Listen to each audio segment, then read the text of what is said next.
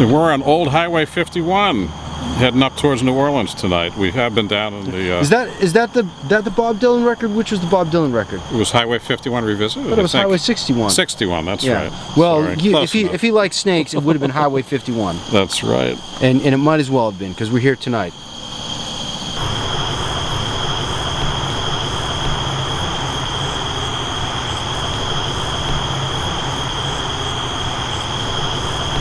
If you were going to find a classic American frog, you'd be hard-pressed to find one better than the American bullfrog.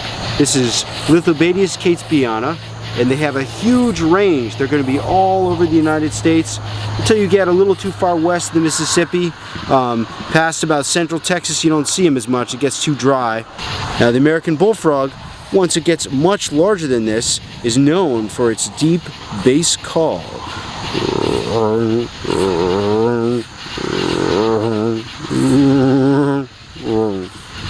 Often thought of as saying jug-a-rum, jug-a-rum, or whatever you want to drink. As you can see, there's a big green insect sitting here on Ben's hand, and this is a katydid. And katydids are related to grasshoppers and crickets, and the bulk of the insect noise that you can hear in the background are due to these guys. And in fact, they're characteristic of hot summer nights throughout the eastern United States. These loud choruses that you hear are often due to katydids. And all that singing, what is that all about? Well, it's about courtship and mating for the insects as well as the frogs tonight. You can actually hear Hylocenaria, the green tree frogs in the background. Oh, that's very sweet of you. Okay, and if you look really close, you can see that this katydid is a female.